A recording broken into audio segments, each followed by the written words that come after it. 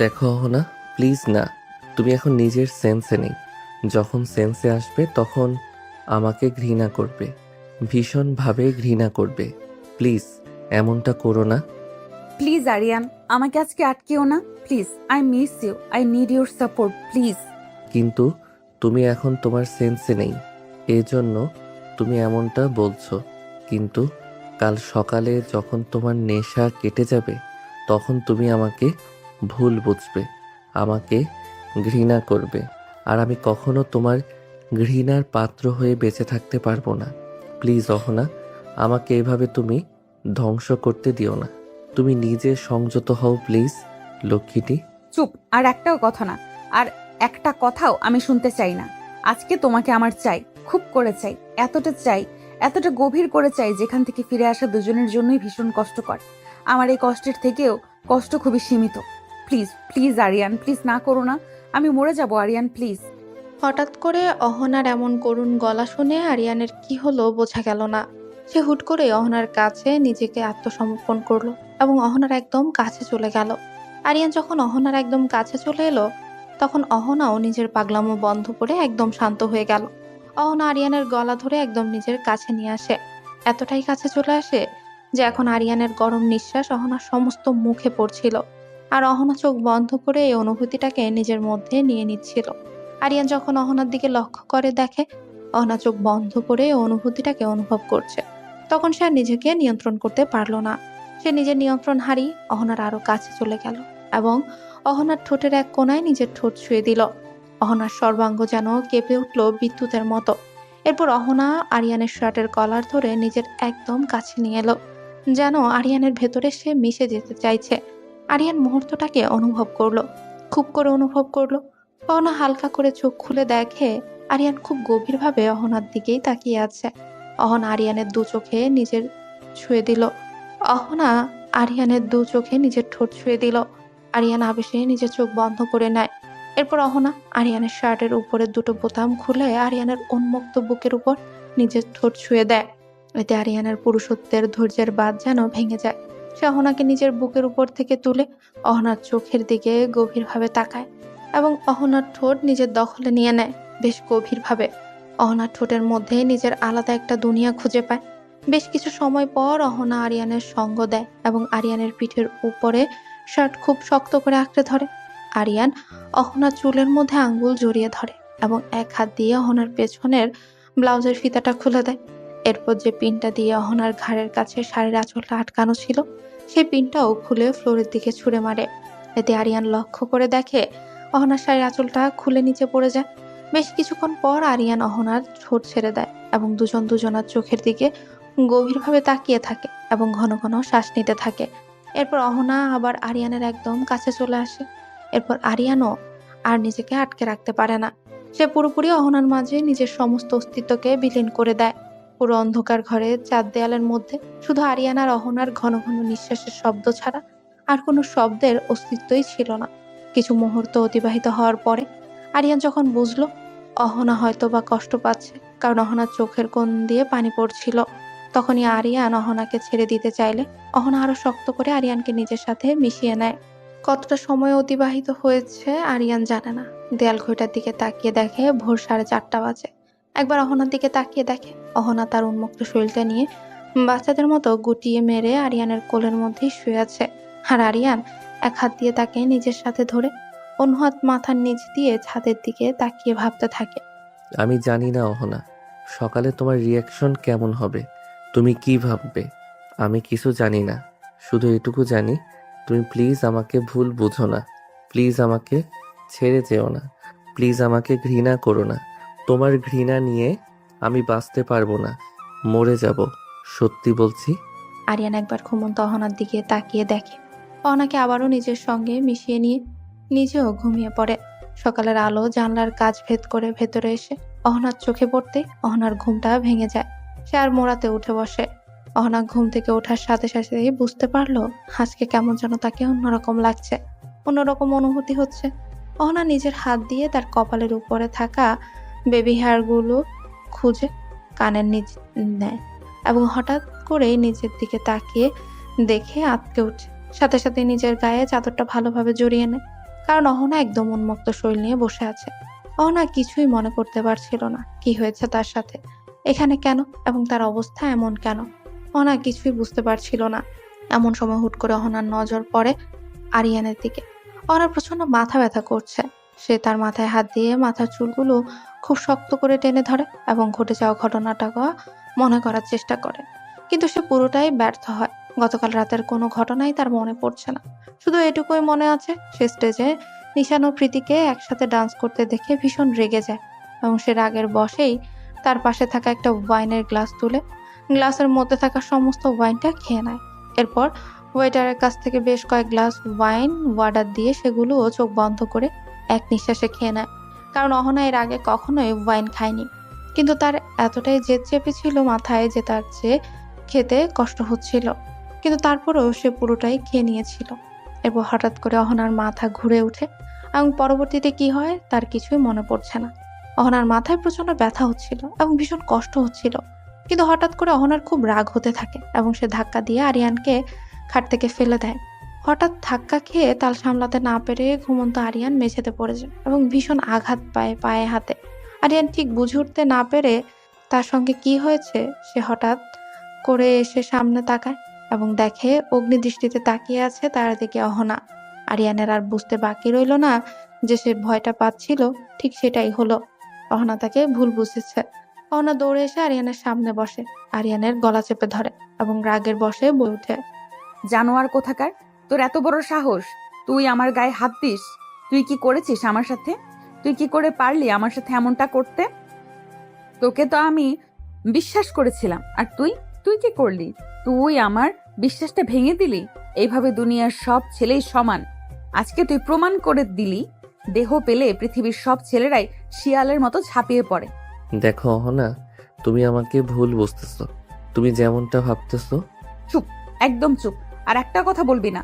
তোকে আমি ভরসা করে কালকে সাথে নিয়ে এসেছিলাম, আর তুই কি করলি?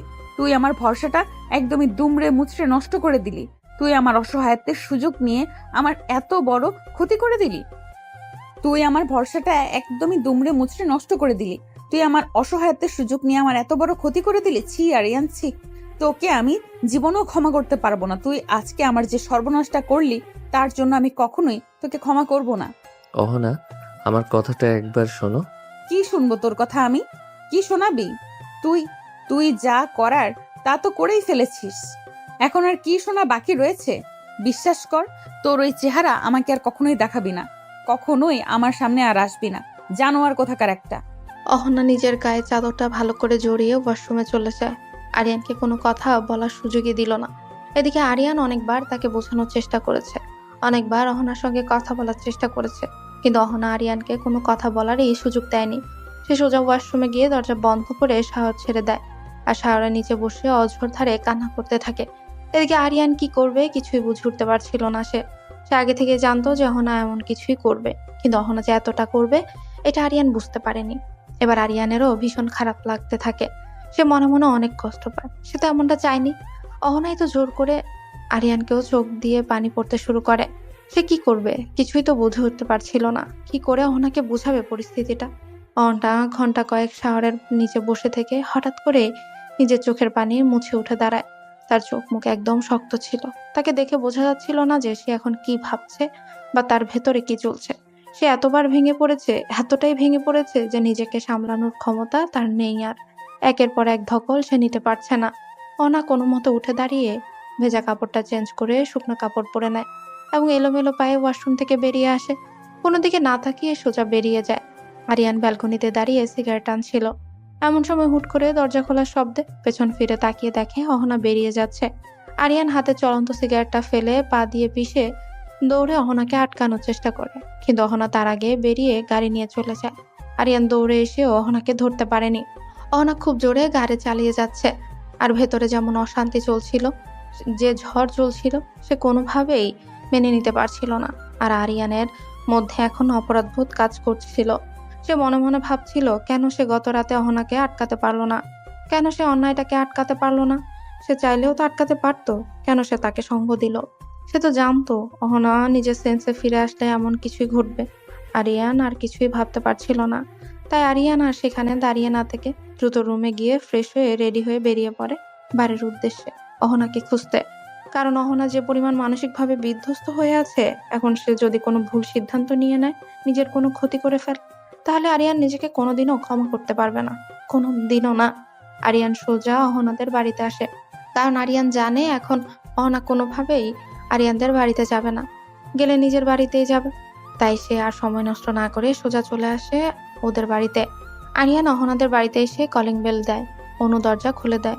অনু হঠাৎ আরিয়ানকে দেখে এই সময় সন্ধিহান দৃষ্টিতে আরিয়ানের দিকে তাকায় এবং প্রশ্ন করে, আরে আরিয়ান, তুমি এখানে হঠাৎ? কোনো খবর না দিয়ে? কোনো সমস্যা? কিছু কি হয়েছে? তাছাড়া দেখলাম একটু আগে অহনাও খুব হন্তদন্ত হয়ে কোথা থেকে যেন আসলো, এখন আবার তুমি আসছো। তোমাদের দুজনের মধ্যে সবকিছু ঠিকঠাক আছে তো? না মানে মনে হচ্ছিল অহনা খুব চিন্তিত, কোনো বিষয় নিয়ে ভীষণ অশান্ত সে। অনুর বলা কথাগুলো শুনে আরিয়ান এটুকু বুঝতে পারে যে অহনা বাড়িতে চলে এসেছে। এতে সে একটা দীর্ঘ নিঃশ্বাস নেয় এবং অনুকে বলে, আরে না ভাবি, তেমন কিছু না। আসলে তোমার বোন আমার উপর রাগ করেছে তো, তাই রাগ করে এই বাড়িতে চলে এসেছে। তাই ভাবলাম অফিসে যাওয়ার আগে বউয়ের রাগ ভাঙিয়ে যাই, তাই তো চলে এলাম। এখন দেখছি এসেও ভুল করলাম। আগে যদি জানতাম যে আসার পরে এতগুলো প্রশ্নের সম্মুখীন হতে হবে, তাহলে হয়তো আসতামই না। আরিয়ানের কথা শুনে অনুর চোখ মুখ আরো কুঁচকে গেল এবং সেই বিষয়টা আরিয়ানের রক্ষা করে বুঝতে পারে যে বিষয়টা স্বাভাবিক করার জন্য এমন উদ্ভট কথা বললেও অনুর বুদ্ধিমান মস্তিষ্ক ঠিকই বুঝতে পারে যে কোনো না কোনো সমস্যা হয়েছে। তা না হলে আরিয়ানের মতো ছেলে এমন উদ্ভট কথা বলার মতো ছেলেই না। আরিয়ান চোরের মতো নিজের চোখ লুকানোর চেষ্টা করছিল। বিষয়টা অনু লক্ষ্য করে আর কিছু না বলে, কারণ সে নিজেও বুঝে গেছে যে তাদের স্বামী স্ত্রীর ব্যক্তিগত ব্যাপারে অনুর হস্তক্ষেপ করা ঠিক না। তাই সে দরজা ছেড়ে সাইড দিয়ে আরিয়ানকে ভেতরে আসতে বলে। আরিয়ান ভেতরে আসার অনুমতি পাওয়া মাত্রই ভেতরে ঢুকে এবং অনুকে বলে, ভাবি, তোমার বোন কোথায় গেছে? দেখি এখন তার অভিমান ভাঙাতে পারি কিনা। তোমরা দুজনে আর বড় হবা না, তাই না? 2 দিন পর দুজনেরই বাচ্চা কাচ্চার বাবা মা হবা, আর এখন নিজেরাই বাচ্চাদের মতো করতেছো। তাহলে হবে বলো তো? তোমার ম্যাডাম তো এসে নিজের ঘরে দরজা বন্ধ করে দিয়েছে। আল্লাহই জানে আজকে আবার কি লঙ্কাকাণ্ড বাঁধিয়ে দেয় বাড়িতে তোমাদের নিয়ে। বাবা, আমি আর পারি না। যা, উপরে যাও। অনুর কথা শুনে আরিয়ান যেন নিজেকে বাঁচানোর জন্য সেখান থেকে পালাতে পারলে বাঁচে। তাই সে তড়িঘড়ি করে উপরের দিকে চলে যায়। উপরের দিকে এসে দেখে অহনার ঘরের দরজা ভেতর থেকে বন্ধ। আরিয়ান আস্তে করে কয়েকবার দরজায় ধাক্কা দেয়, কিন্তু ভেতর থেকে কোনো সাড়া শব্দ পাওয়া যাচ্ছিল না। এরপর খুব শান্তভাবে নরম গলায় বলে, অহনা, প্লিজ দরজা খোলো।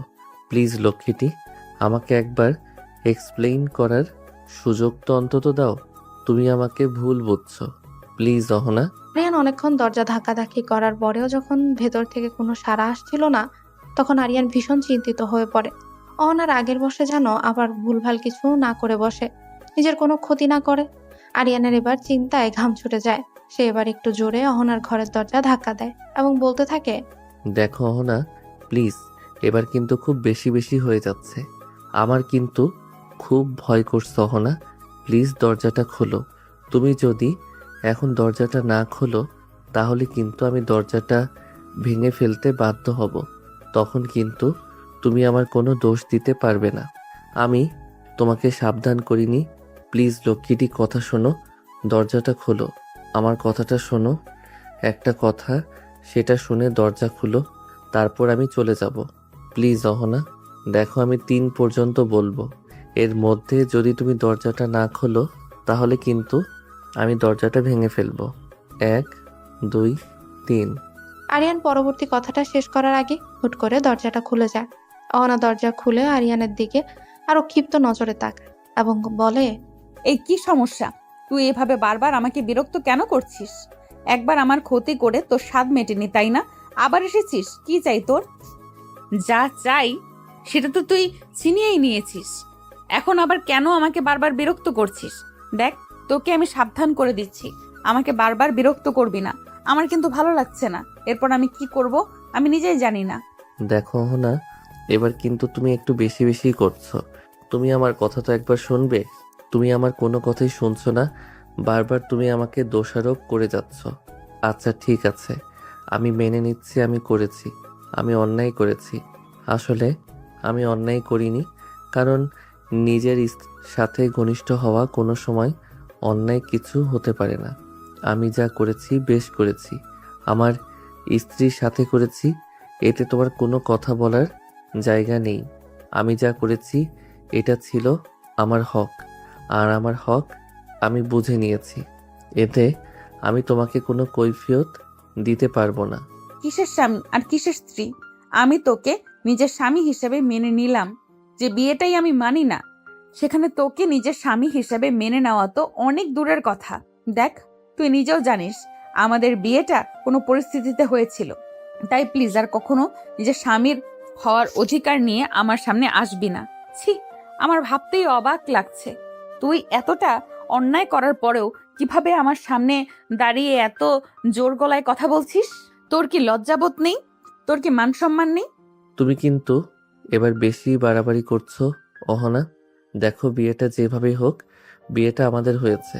আর সব থেকে বড় কথা, আমাদের আইনি এবং ধর্মীয় দুইভাবে বিয়েটা হয়ে গিয়েছে। আর এখানে তোমার অস্বীকার করার কোনো জায়গা নেই যে তুমি বিয়েটা মানো না। আর তোমার মানা না মানাতে কিছু যায় আসে না।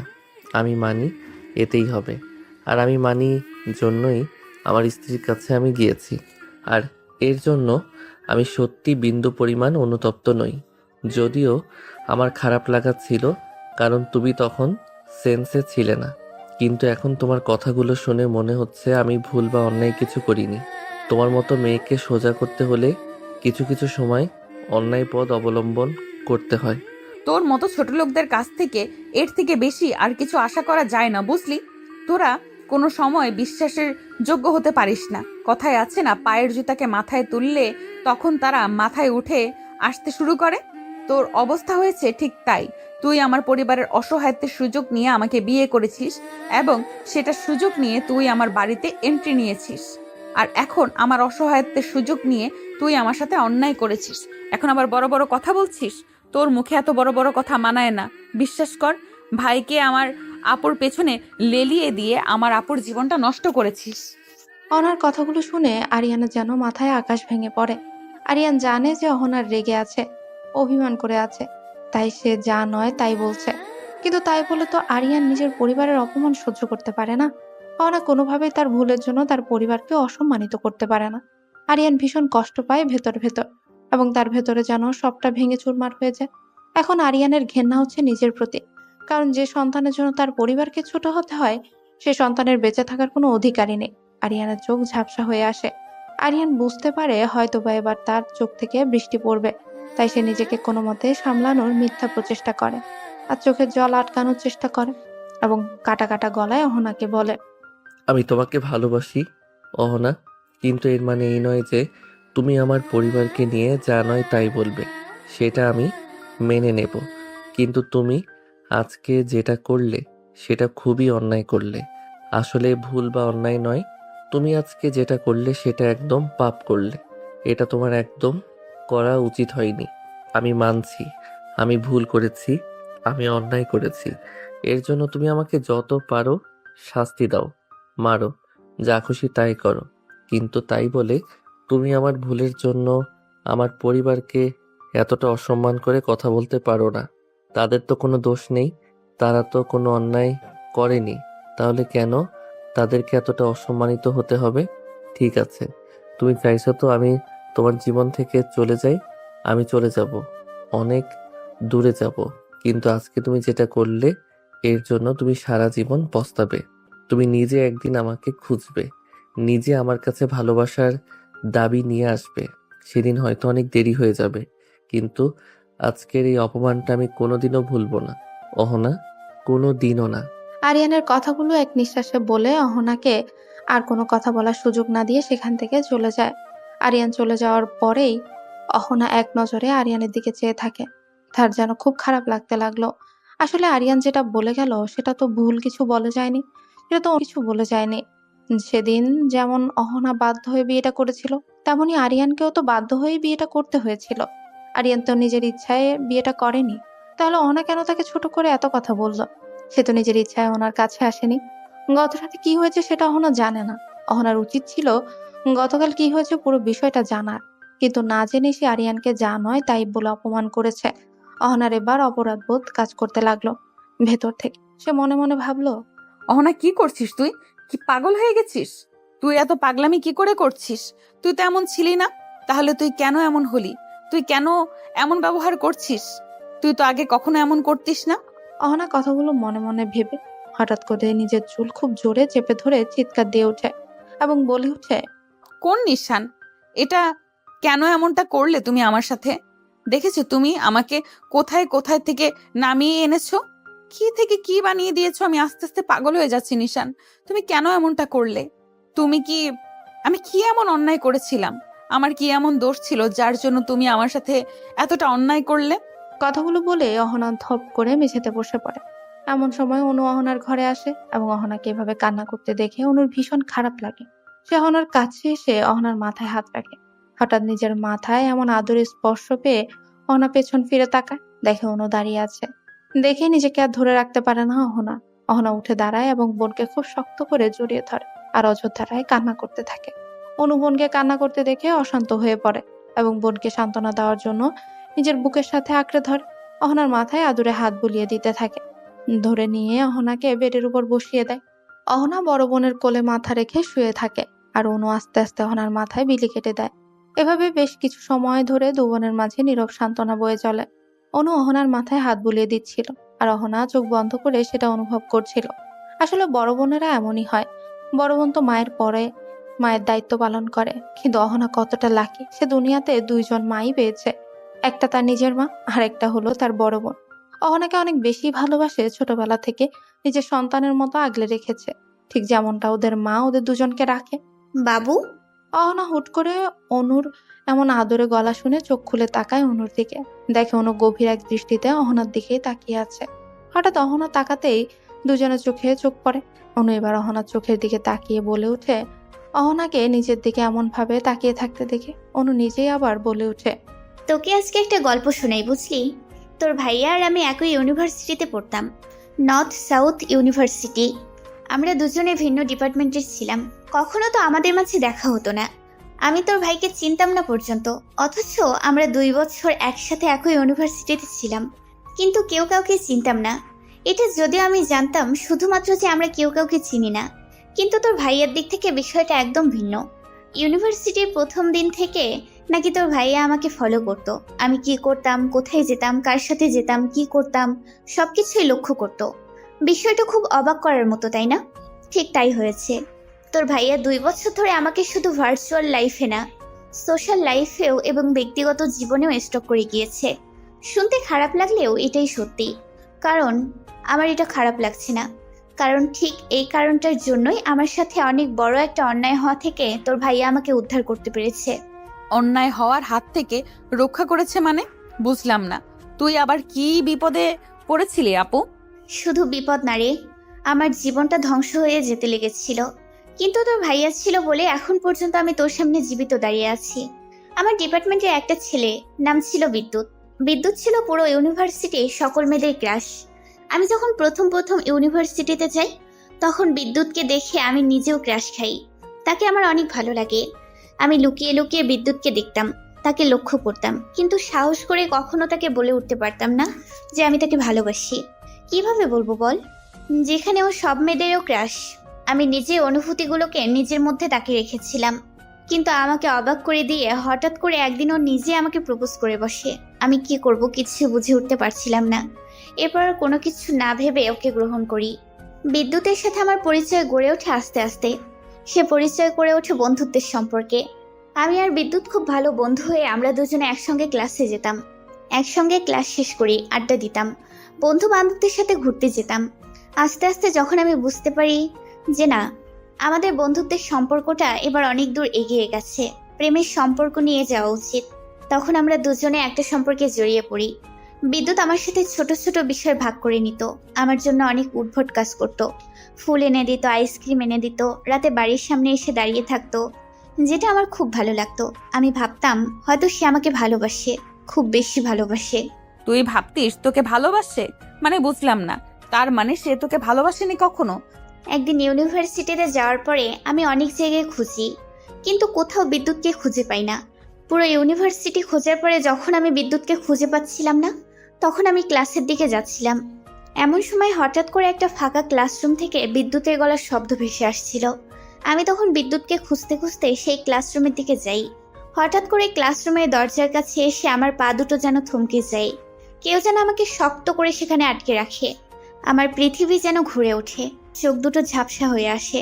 হঠাৎ আমি পড়ে যাব এমন সময় হুট করে কেউ একজন পেছন থেকে আমাকে ধরে ফেলে। আমি ভেবেছিলাম হয়তো আমি পড়ে যাব, কিন্তু না।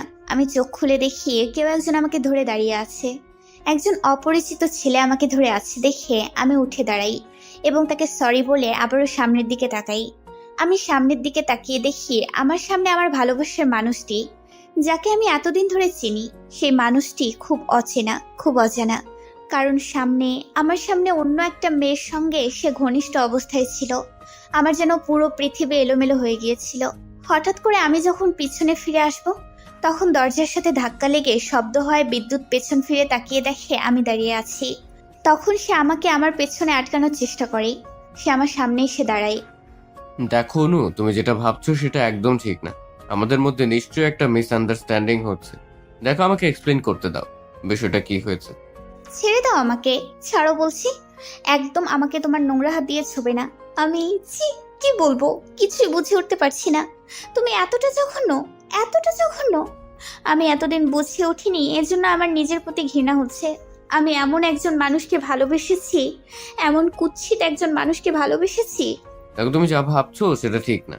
আমাকে তো একবার আমার পক্ষে কি কথাটা বলবে বলার তুমি? সুযোগ কি দিবে। বলার আছে? আমি তোমার কোনো কথাই শুনতে চাই না।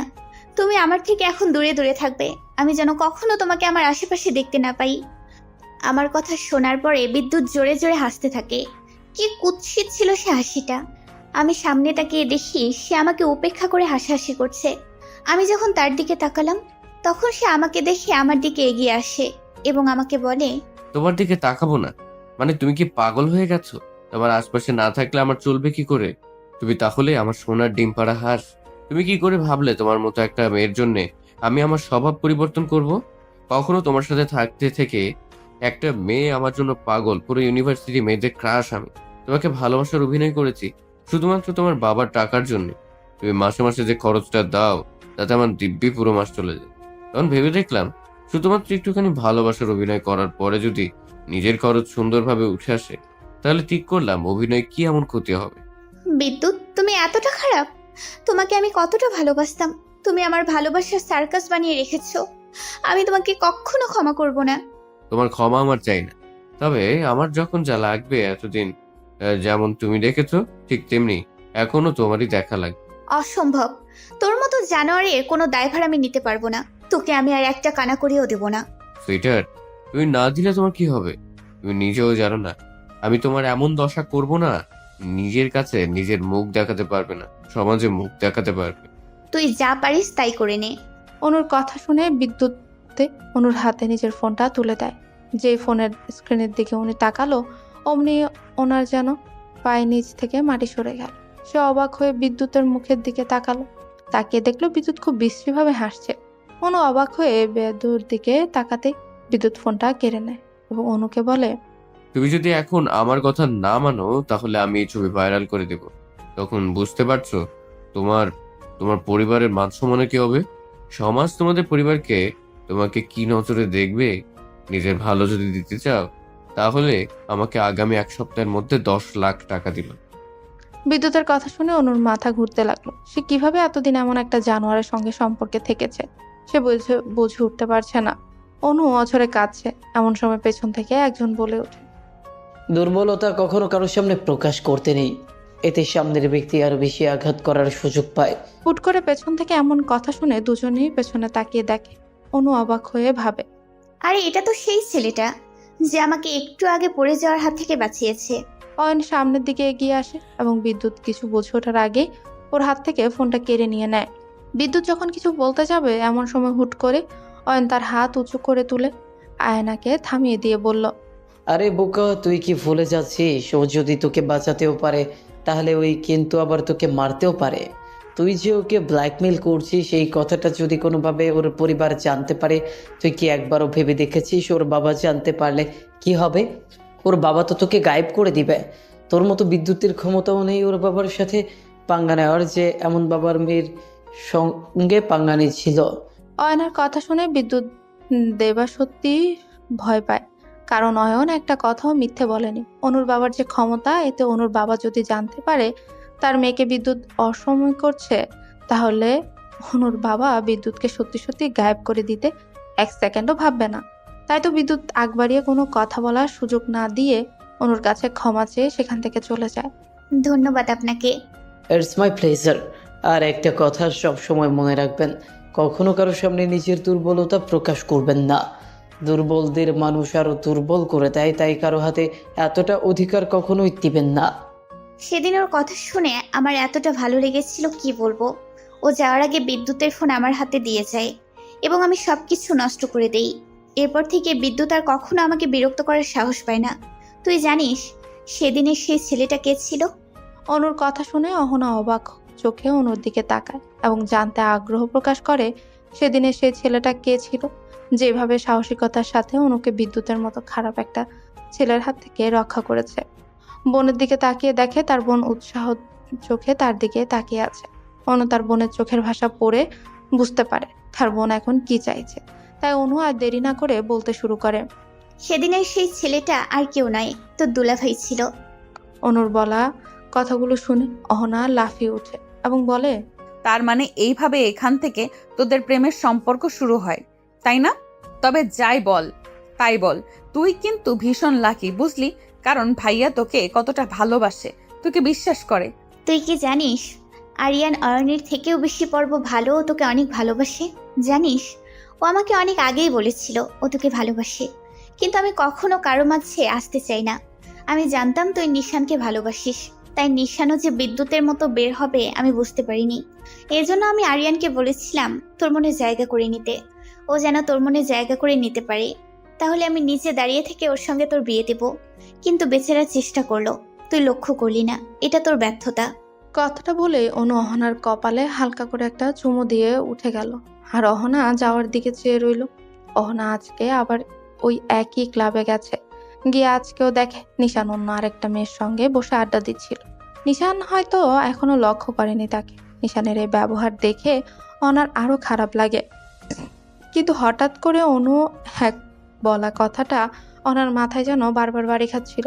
অয়ন যদি না থাকতো তাহলে অনুর অনেক বড় ক্ষতি হয়ে যেত, এবং সেটা করতো অনুর ভালোবাসারই মানুষ। হঠাৎ করে অহনার মাথায় ওই কথাটা আসতেই সে কিছু একটা ভাবতে শুরু করলো। সে ভাবতে ভাবতে হঠাৎ করে কি মনে হলো, আশেপাশে খোঁজাখুঁজি শুরু করলো। অনা খুঁজতে খুঁজতে রিসেপশনে যায় এবং সেখানে কথা বলে জানতে পারে যে এই পুরো ফিল্মটা সিসি ক্যামেরা দ্বারা নিয়ন্ত্রিত।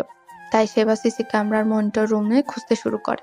অনেক কষ্টে চেষ্টা করার পরে সিসি ক্যামেরার মনিটর রুমটা খুঁজে পায় এবং সেখানে গিয়ে প্রথমে তাকে সিসি ক্যামেরা ফুটেজ দেখাতে না চাইলেও পরবর্তীতে অহনা যখন তাদের হাতে কিছু টাকা তুলে দেয়, অমনি তারা অহনাকে সিসি ক্যামেরা ফুটেজ দেখানোর জন্য বাধ্য হয়ে যায়। এরপর অহনা ওই দিনের ডেট অনুযায়ী এবং সময় অনুযায়ী ফুটেজ চেক করতে থাকে। অনেকক্ষণ ধরে সিসি ক্যামেরা ফুটেজ চেক করে যখন সন্দেহজনক কিছুই পেল না, তখন হতাশ হয়ে যে অহনা উঠতে যাবে, ঠিক সেই সময় হুট করে অহনার চোখ আটকে যায় মনিটরের স্ক্রিনে। সেখানে স্পষ্ট দেখা যাচ্ছে অহনা যখন ওই নিশানের গ্লাসগুলো খালি করে দেয়, অজ্ঞান হয়ে পড়ে। এমন সময় কেউ একজন এসে অহনাকে ধরে তুলে সাইডে একটা রুমে নিয়ে যায়। তাকে তুলে যখন সাইডে একটা রুমে নিয়ে যাচ্ছিল, তখন রুমের সামনে থাকা সিসি ক্যামেরার ফুটেজে লোকটার মুখটা স্পষ্ট হয়ে ওঠে। এই আর কেউ নয়, নিশান। নিশানকে অহনাকে ধরে নিয়ে যেতে দেখে অহনা পুরোই শকড। এদিকে আরিয়ান পুরো বার্তা তন্ন তন্ন করে খুঁজতে থাকে। এবার উপরে নিচে খুঁজতে খুঁজতে আরিয়ান অহনার ঘরের দরজা খুলে ফেলে। উকি দিয়ে দেখে কেউ একজন অহনার সাথে বেয়াদবি করার চেষ্টা করছে। তখন আরিয়ান নিজেকে কন্ট্রোল করতে না পেরে সোজা ঘরের দরজার উপর লাথি দেয় আর দরজা খুলে দেয় এবং মেয়ে ও ছেলেটাকে বের করে এনে প্রচুর মারে। মারতে মারতে পুরো আধমরা করে ফেলে, কিন্তু তারপরেও যেন আরিয়ান ক্লান্ত হচ্ছিল না। এমন সময় ক্লাবের বেশ কয়েকজন ধরে আরিয়ানকে মিশনের থেকে আলাদা করে দেয়। আরিয়ান তাড়াতাড়ি অহনার কাছে যায়, কারণ অহনা তখনও অসুস্থ। এরপর আরিয়ান বারবার অহনাকে উঠে বসানোর চেষ্টা করে, কিন্তু অহনা সেন্সে ফিরে আনার চেষ্টা করছিল, কিন্তু না, অহনার তো মনে তখন অন্য কিছু চলছিল। এরপর সেদিনে সে অ্যাক্সিডেন্টটা করে বসে তারা। পুরো বিষয়টা দেখে যেন অহনার মাথায় আকাশ ভেঙে পড়ে। সে না জেনে না বুঝে এত বড় সিদ্ধান্ত নিয়ে ফেললো এবং আরিয়ানকে জানো তাই বলে অপমান করেছে। এটা সে মোটেও ঠিক করেনি। এদিকে আরিয়ান অহনার করা অপমানটা কোনোভাবে মেনে নিতে পারছে না।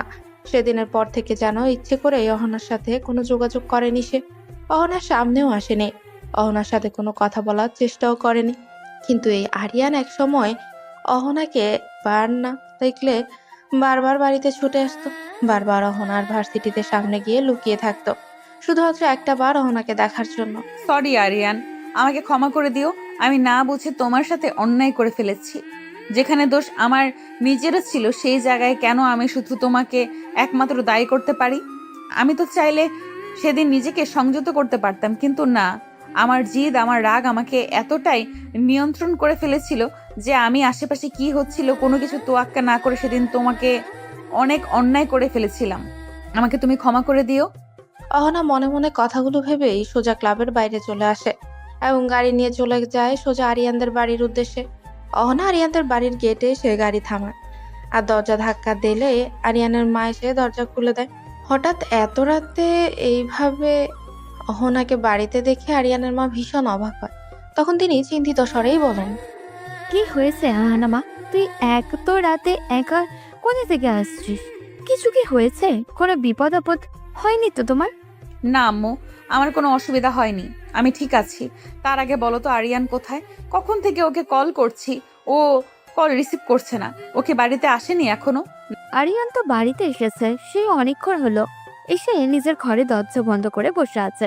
কয়েকবার তাকে খাবার জন্য ডেকেছি, কিন্তু সে তো খাওয়ার জন্য নিচে আসলো না। কি হয়েছে কে জানে? ছেলেটা বেশ কয়েকদিন ধরেই চুপচাপ থাকে, কোনো কথা বলে না। কোনো কথা জিজ্ঞাসা করলে শুধু হো আর হ্যাঁ ছাড়া কোনো উত্তরও দেয় না। এরপর তুমিও তো আর বাড়িতে নেই যে তোমাকে বলবো ওকে জিজ্ঞাসা করার কথা। আচ্ছা মা, তোমাদের মধ্যে কি কোনো কিছু হয়েছে? কোনো ভুল বোঝাবুঝি বা কোনো ঝামেলা? না আম্মু, আমাদের মধ্যে সবকিছু ঠিকঠাক আছে, কোনো ঝামেলা হয়নি। আর আপু, সে ফিরে এসেছে নাকি এখনো ও বাড়িতেই আছে?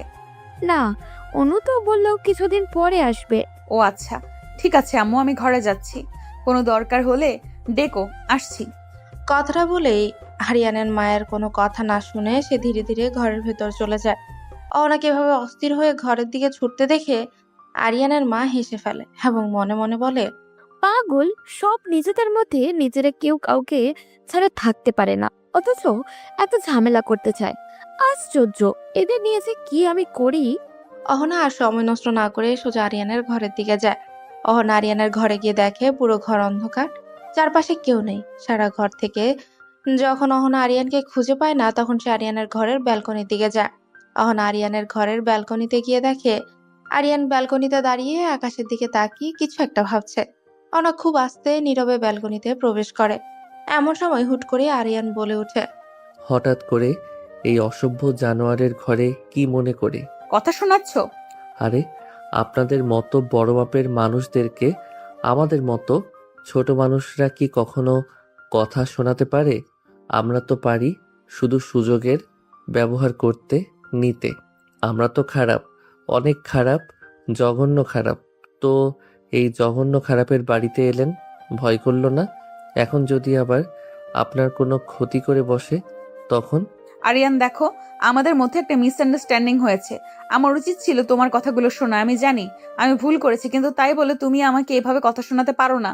ভুল তো তোমারও ছিল, তুমি তো চাইলেই নিজেকে নিয়ন্ত্রণ করতে পারতে। আমি না হয় নেশার ঘরে ছিলাম, তুমি তো ছিলে না। এখনো আমার দোষ খুঁজছো? আমি তো বলছি না যে আমি নির্দোষ। আসলে খারাপ মানুষ, ওরা সবসময় দোষ করতে থাকে। দোষ না বললে খারাপ মানুষ আর কিসের খারাপ মানুষ বলুন? আমি কোনো দোষ খুঁজতেছি না, ভুল আমাদের দুজনেরই হয়েছে, তাই এর সমাধানও আমাদেরই করা উচিত। এই সমাধান করতে চান আপনি? আমার মনে হয় আমাদের আলাদা হয়ে যাওয়া উচিত। তুমি দেখো, আমাদের মধ্যে কোনো মিল নেই, না আছে চিন্তা ভাবনার মিল, না আছে অন্য কোনো মিল। একইভাবে এইভাবে এই সম্পর্কটাকে বয়ে নিয়ে বেড়াবো, যেটাকে জোর করে তোমার আর আমার মধ্যে বেঁধে দেওয়া হয়েছে। আই থিংক আমাদের ডিভোর্স নেওয়া উচিত। হঠাৎ করে অহনার মুখ থেকে বিচ্ছেদের কথা শুনে আরিয়ানের ভেতরটা যেন কেঁপে উঠল। আরিয়ানের পুরো মাথার মধ্যে যেন চক্কর দিয়ে উঠল। চোখটা কেমন যেন ঝাপসা হয়ে আসলো। হঠাৎ করে আরিয়ানের পা দেখে যেন কেঁপে উঠল। আরিয়ানের এমন অস্বাভাবিক অবস্থা দেখে অহনা যখন আরিয়ানের দিকে এগিয়ে গেল, তখনই আরিয়ান হাত উঁচু করে অহনাকে থামিয়ে দেয়, তার কাছে আসতে বারণ করে। আরিয়ান তখন অহনার দিকে কেমন অদ্ভুত করুণ নজরে তাকায়।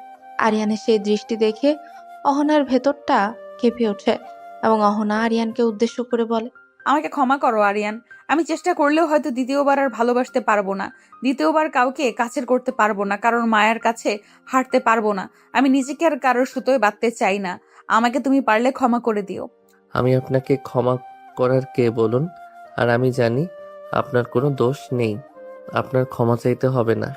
খারাপ মানুষদের কেউ কখনো ভালোবাসতে পারে না, আর কেউ নিজের সঙ্গে জড়িয়ে রাখতে চায় না। ঠিক আছে, আপনি যখন ডিভোর্স চাইছেন তখন তাই হবে। ব্যাপারটা পাঠিয়ে দেবেন, আমি সাইন করে দেব। কিন্তু হ্যাঁ, তার আগে আপনাকে আমাকে একটা কথা দিতে হবে। যতদিন না পর্যন্ত আমাদের ডিভোর্স হচ্ছে ততদিন আপনাকে আমার বাড়িতে লক্ষ্মী মেয়ের মতো আমার বউ হয়ে থাকতে হবে। কেউ যেন কোনোভাবে জানতে না পারে যে আপনার আর আমার মধ্যে কোনো সমস্যা আছে। যতদিন না আমরা আলাদা হয়ে তাদেরকে কষ্ট দিচ্ছি, ততদিন আমরা আমাদের পরিবারকে আর কোনো কষ্ট দিতে চাই না। আমি আপনার কাছে এক্সপেক্ট করব আপনি আমার কথাটা রাখবেন, শেষ কথা হলেও রাখবেন। অহনা আরিয়ানের কথাগুলো শুনে থমকে যায়।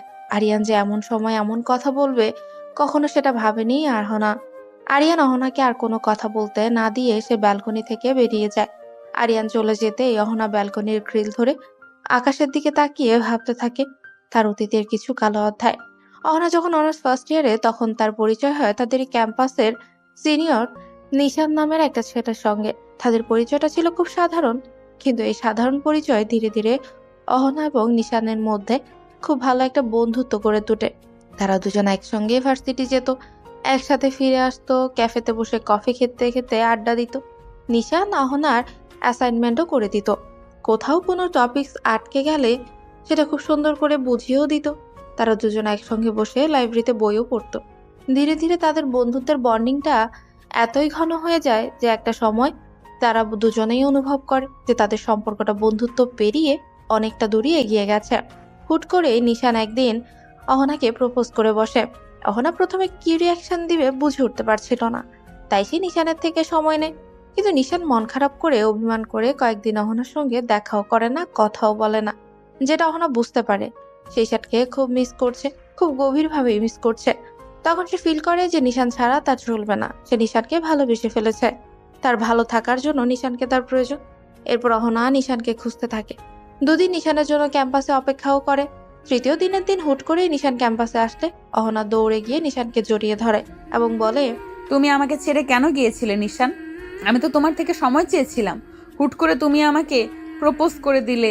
আমি কি করব বুঝে উঠতে পারিনি, তাই তোমার থেকে সময় চেয়েছিলাম। কিন্তু তুমি একেবারে গায়েব হয়ে যাবে আমি কোনোভাবেই বুঝতে পারিনি। আমি যদি জানতাম তোমার অভিমানটা এত বেড়ে যাবে তাহলে আমি কখনোই তোমাকে ফিরিয়ে দিতাম না। আমাকে ক্ষমা করে দিও নিশান। আর আমি তোমাকে ভালোবাসি, অনেক বেশি ভালোবাসি। আমার তোমাকে চাই, খুব করে চাই। আরে অহনা, তুমি এভাবে কান্না করছো কিসের জন্য? আমি তো আছি, আমি কোথাও যাইনি। দেখো, আমি তোমার কাছেই আছি। আমি জানি তুমি আমাকে ভালোবাসো। আসলে আমি এতদিন ক্যাম্পাসে আসতে পারিনি, তার কারণ হলো আমার আম্মু অসুস্থ হয়ে পড়েছিল। এই জন্য তাকে নিয়ে একটু ব্যস্ত ছিলাম, এই জন্য আমি আসতে পারিনি। প্লিজ তুমি কান্না করো না, আরে কান্না থামাও। এভাবে অহনা আর নিশানের সম্পর্কে খুব সাধারণভাবে সামনের দিকে এগোতে থাকে। তারা একসঙ্গে অনেকটা সময় কাটায়, অনেক জায়গায় ঘুরতে যায়, হাতে হাত ধরে হাঁটে। তারা দুজনেই একসাথে বৃষ্টি বিলাস করে, এক কাপ চা শেয়ার করে খায়। অহনা যেদিন দিন দিন নিশানের প্রতি আসক্ত হয়ে পড়ে, সে যেন নিশানকে ছাড়া কিছুই বুঝতো না। নিশান যা বলতো অহনা তাই করতো। একদিন নিশান আর অহনা মিলে নিশানের বন্ধুর একটা বার্থডে পার্টিতে যায়।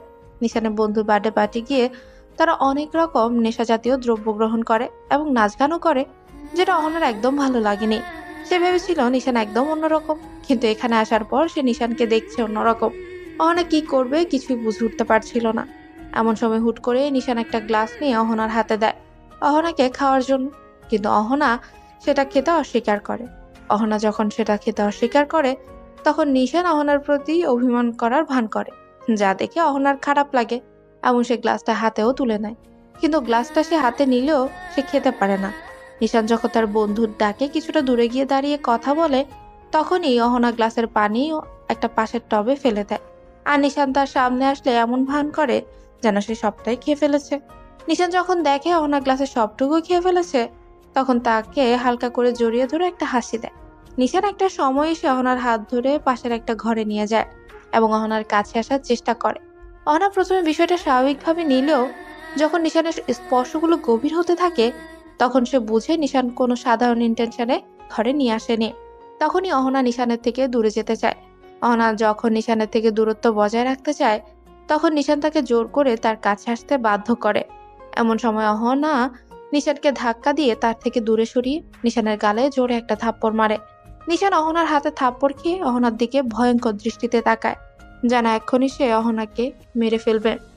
তার মানে তুমি গ্লাসের ওয়াইন খাওনি, তাই না? তুমি আমাকে ভালোবাসো? তুমি আমাকে একটু বিশ্বাস করো না? তোমাকে আমি ভালোবেসে ওটা খেতে দিলাম, অথচ তুমি খেলে না। তোমার ভালোবাসা, তুমি যদি আমাকে ভালোবাসো তাহলে তুমি আমাকে এইভাবে অসম্মান করতে পারো না। তার মানে তুমি ওয়াইনের সঙ্গে কিছু মিশিয়েছিলে, তাই না? সুইটহার্ট, সবকিছু তো তাড়াতাড়ি বুঝে ফেলে তো হবে না, তাই না?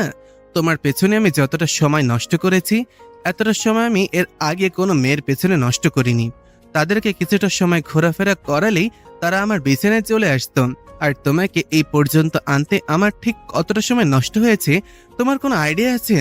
আর তুমি ভাবলে কিভাবে তোমাকে আমি এইভাবেই যেতে দেব? অসম্ভব, কখনোই না।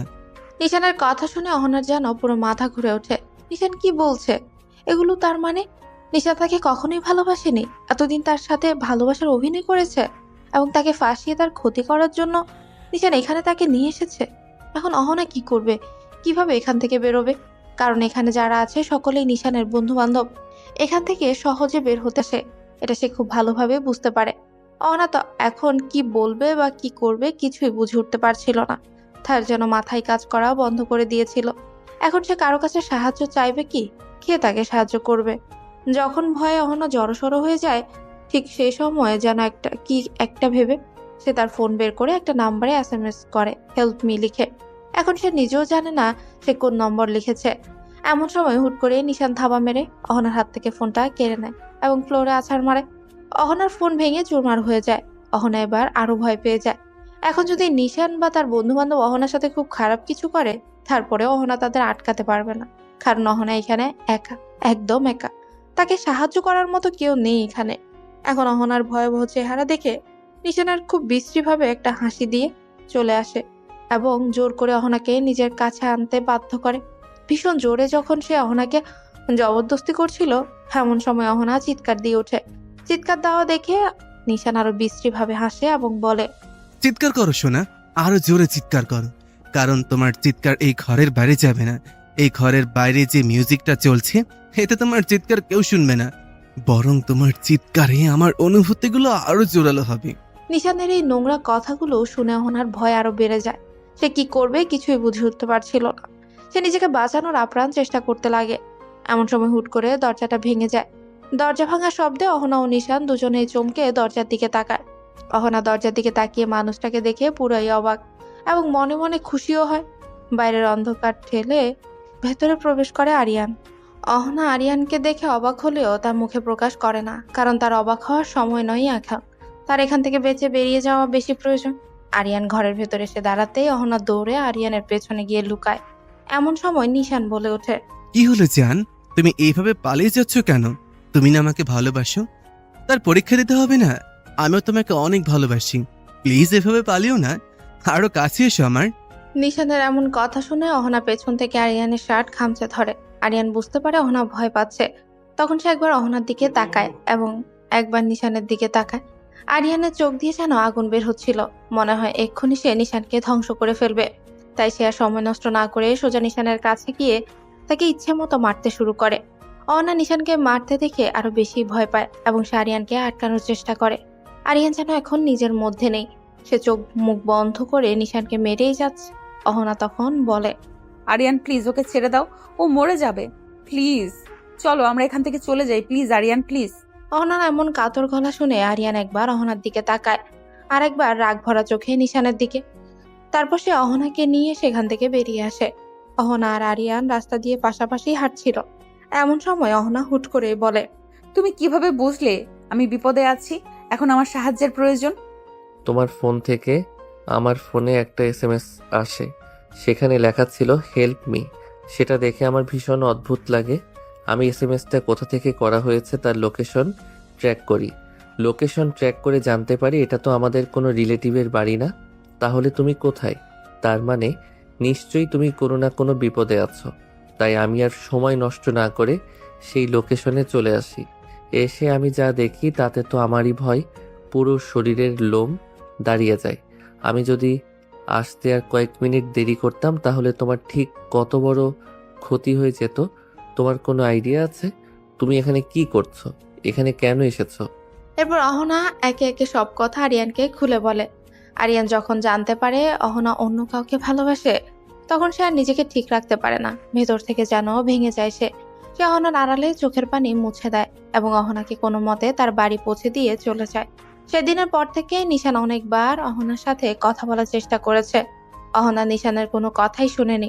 নিশান অনেকবার অহনার কাছে ক্ষমাও চেয়েছে, কিন্তু অহনা তার কোনো কথা না শুনে বারবার তাকে উপেক্ষা করেছে। কিন্তু অহনা মনে মনে ভীষণ কষ্ট পায়। সে যাকে এতটাই ভালোবাসলো, যাকে এতটাই বিশ্বাস করলো, সেই মানুষটা কিভাবে তার বিশ্বাস নিয়ে খেলতে পারলো, কিভাবে তাকে এতটা কষ্ট দিতে পারলো। সে তো নিশানকে মন থেকে ভালোবাসতো, এখন সে নিশানকে ছাড়া কিভাবে থাকবে? কিভাবে পারলো সেই মানুষটা তার বিশ্বাস নিয়ে খেলতে? কিভাবে তাকে এতটা কষ্ট দিতে পারলো? সে তো নিশানকে মন থেকে ভালোবাসতো, এখন সে নিশানকে ছাড়া কিভাবে থাকবে? নিশানকে ছাড়া থাকা তার পক্ষে অসম্ভব। অহনা অনেক চেষ্টা করেছে নিশানকে ভুলে থাকার, কিন্তু সে কোনোভাবেই পারছিল না। অহনার বাড়ির লোক যখন লক্ষ্য করে অহনা কোনো বিষয় নিয়ে খুব চিন্তিত, অহনা খাওয়া দাওয়া করে না ঠিক মতো, কারোর সঙ্গে ঠিক মতো কথা বলে না, আর নিজেকে ঘরবন্দি রাখে, তারা তখন খুব চিন্তিত হয়।